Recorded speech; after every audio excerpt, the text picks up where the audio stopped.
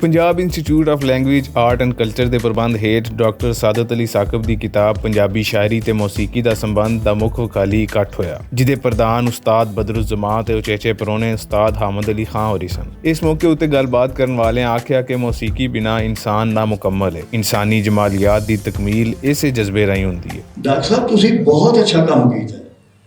ਇਹ ਮੈਂ ਤੁਹਾਨੂੰ ਯਾਨੀ ਮੇਰੇ ਕੋਲ ਅਲਫਾਜ਼ ਨਹੀਂ ਕਿ ਤੁਹਾਨੂੰ ਮੁਬਾਰਕਾਬਾਦ ਪੇਸ਼ ਕਰਨ ਵਾਸਤੇ ਕਿ ਅਸੀਂ ਮਾਰੀਏ ਮਾਂ ਬੋਲੀ ਆਪਣੀ, ਅਸੀਂ ਕਾਤਲਾਂ ਪੰਜਾਬੀ ਦੇ ਖੁਦ ਆਪਣੇ ਹੱਥਾਂ ਨਾਲ ਅਸੀਂ ਆਪਣੀ ਮਾਂ ਨੂੰ ਇੰਪੋਰਟਡ ਜ਼ਬਾਨ ਲੈਂਦੇ। ਉਰਦੂ ਤੇ ਸਾਡੀ ਜ਼ਬਾਨ ਨਹੀਂ ਹੈ।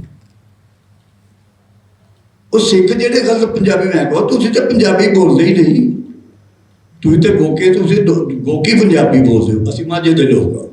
ਸੋ ਆਹ ਬਦਲ ਜ਼ਬਾਨ ਆਉਂਦਾ ਵੀ ਟਾਲੀ ਬੋਲੇ ਕਿ ਪਿੱਛੋਂ ਤੱਕ ਖਿੱਚ ਕੇ ਡਾਕ ਤਾਂ ਮਾਰੇ ਇੱਥੇ ਤੈਅ ਕਰਦੇ ਨੂੰ। ਤੇ ਮੈਂ ਕਿਹਾ ਅਸੀਂ ਕੀ ਕਹਿੰਦੇ ਆ ਗਿਆ ਨਸੋ ਜਿੰਨਾ ਨਸਣਾ ਹੀ ਤੇ ਜਿਹਨੇ ਮੈਂ ਤੇਰੀ ਬੁਲਾ ਤੈਨੂੰ ਲਾ ਦੇਗਾ। ਤੇ ਮੈਂ ਕਿਹਾ ਕਹਿੰਦਾ ਗੱਲ ਸੁਣ ਪਿੱਛੋਂ ਗੋਲੀ ਨਾ ਮਾਰੀ, ਗੋਲੀ ਮਾਰੀ ਤੇ ਇੱਥੇ ਮਾਰੀ। ਮੈਂ ਕਿਹਾ ਸਾਡਾ ਇੰਨਾ ਫਰਕ ਹੈ।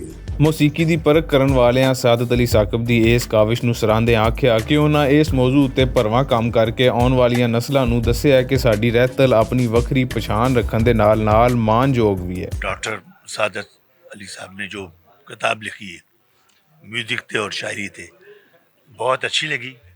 ਉਹਦੇ 'ਚ ਬੜੀਆਂ ਨੌਲੇਜ ਵਾਲੀ ਚੀਜ਼ਾਂ ਨੇ ਕਿ ਜਿਹੜੇ ਪੁਰਾਣੇ ਗੀਤ ਉਹਨਾਂ ਦੇ ਜਿਹੜੀ ਅੱਜ ਕੱਲ੍ਹ ਦੀ ਜਨਰੇਸ਼ਨ ਨੂੰ ਨਹੀਂ ਪਤਾ ਹੋਣਾ ਗਾਣਿਆਂ ਦਾ, ਉਹ ਲਿਖੇ ਨੇ। ਨਾਲ ਉਹਦੇ 'ਚ ਉਹਨਾਂ ਦੇ ਰਾਗ ਲਿਖੇ ਨੇ ਔਰ ਕਈ ਰਾਗਾਂ ਦੇ ਉੱਤੇ ਉਹਨਾਂ ਦੇ ਠਾਠ, ਉਹਨਾਂ ਦੇ ਸੁਰ ਨਾਲ ਸ਼ਾਇਰੀ, ਮਤਲਬ ਕਿ ਇਹਨਾਂ ਨੇ ਜਿਵੇਂ ਇੱਕ ਮਿਸਾਲ ਬਣੀ ਸੀ ਨਾ ਕਿ ਸ਼ਾਇਰੀ ਔਰ ਮੌਸੀਕੀ ਦਾ ਚੋਲੀ ਦਮ ਦਾ ਸਾਥ ਹੈ, ਇਹਨਾਂ ਨੇ ਆਪਣੀ ਕਿਤਾਬ 'ਚ ਉਹ ਜ਼ਾਹਰ ਕੀਤੀ ਇਹ ਚੀਜ਼। ਕਲਾਸੀਕਲ ਮੌਸੀਕੀ ਦੀਆਂ ਫ੍ਰੀਕੁਐਂਸੀਆਂ ਦੇ ਹਿਸਾਬ ਦੇ ਨਾਲ ਫਿਜ਼ਿਕਸ ਕਾਨੂੰਨ ਦੇ ਮੁਤਾਬਕ, ਮੈਥਮੈਟਿਕਸ ਕਾਨੂੰਨ ਦੇ ਮੁਤਾਬਕ, ਜੋ ਕਿ ਇੱਕ ਆਮ ਗਵਈਆ ਨਹੀਂ ਕਰ ਸਕਦਾ ਔਰ ਨਾ ਘਰਾਣੇ ਦੇ ਕੋਈ ਬੰਦਾ ਇਹੋ ਜਿਹੀ ਕੋਈ ਥਿਊਰੀ ਬਣਾ ਸਕਦਾ। ਮੈਂ ਡਾਕਟਰ ਸਾਦਤ ਅਲੀ ਸਾਕਬ ਸਾਹਿਬ ਨੂੰ ਬਹੁਤ ਸ਼ੁਕਰੀਆ ਅਦਾ ਕਰਾਂਗਾ ਜਿਨ੍ਹਾਂ ਨੇ ਇੰਨੀ ਅੱਛੀ ਕੰਟਰੀਬਿਊਸ਼ਨ ਕੀਤੀ ਸਾਡੀ ਮਾਦਰ ਲੈਂਗੁਏਜ ਦੇ ਵਿੱਚ।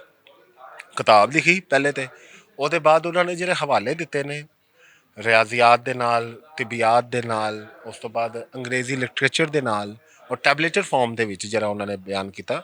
ਔਰ ਇਸ ਕਿਤਾਬ ਦੇ ਵਿੱਚ ਬੜਾ ਕੁਛ ਹੈ ਜਿਹੜਾ ਸਟੂਡੈਂਟਾਂ ਵਾਸਤੇ ਬੜਾ ਸਪੋਰਟਿੰਗ ਡਾਕੂਮੈਂਟ ਹੈ ਔਰ ਫਿਊਚਰ ਦੇ ਵਿੱਚ ਆਉਣ ਵਾਲੇ ਵਕਤ ਦੇ ਵਿੱਚ ਨਿਊ ਜਨਰੇਸ਼ਨ ਵਾਸਤੇ ਆਸਾਨੀਆਂ ਪੈਦਾ ਕਰੇਗਾ ਤਾਂ ਕਿ ਕਲਾਸੀਕਲ ਮੌਸੀਕੀ ਵੀ ਨਾਲ ਤੁਸੀਂ ਸੁਣ ਸਕਦੇ ਹੋ ਔਰ ਆਪਣੀ ਜਿਹੜੀ ਮਾਦਰੀ ਜ਼ੁਬਾਨ ਹੈ ਉਹਦੇ ਬਾਰੇ 'ਚ ਵੀ ਤੁਸੀਂ ਕਿਵੇਂ ਆਬਜ਼ਰਵੇਸ਼ਨ ਲੈ ਸਕਦੇ ਹੋ, ਕਿਵੇਂ ਉਹਨੂੰ ਚਾਲ ਚਲਨ ਕਰ ਸਕਦੇ ਹੋ। ਇਸ ਮੌਕੇ ਉੱਤੇ ਡਾਕਟਰ ਸਾਦਤ ਅਲੀ ਸਾਕਬ ਹੋਰਾਂ ਵੀ ਆਪਣੀ ਕਿਤਾਬ ਬਾਰੇ ਗੱਲਬਾਤ ਕੀਤੀ। ਕਿਤਾਬ ਚੁੱਕੇ ਪੰਜਾਬੀ ਸ਼ਾਇਰੀ ਔਰ ਮੌਸੀਕੀ ਦਾ ਜਿਹੜਾ ਆਪਸੀ ਤਾਲੁਕ ਹੈ ਉਸ ਹਵਾਲੇ ਦੇ ਨਾਲ ਉਹ ਕਿਤਾਬ ਹੈ।